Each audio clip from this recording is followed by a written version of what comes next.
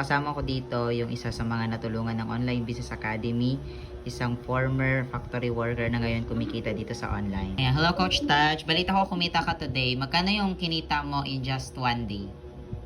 Hello, Coach. 7,000 ngayong araw lang. Wow, 7,000 pesos. And then, ano nga ulit yung background mo, Coach Taj? Factory worker or empleyado for 5 years na may get. Grabe. So, former employed na, ano yung reason mo bakit nag-start ka pala sa Online Business Academy? Gusto ko lang sana ng extra income, kaso nakitaan ko siya ng potential, kaya nag-resign na talaga ako sa work para lang i-focus to. Given na isa kang factory worker, and alam naman natin na ano yun tawag nito, minimum, tama ba? Minimum wage earner, and ngayon kumita ng 7,000 pesos in just one day. Grabe yung potential ng negosyo na to. So ano yung matip mo kung mga viewers natin? So, huwag talaga kayong matakot tumubok kasi malay nyo, ito na talaga yung magiging way out nyo na mabago yung buhay nyo. Pinaniniwala ako na pag hindi ka gumawa ng bago, wala tayong magbabago.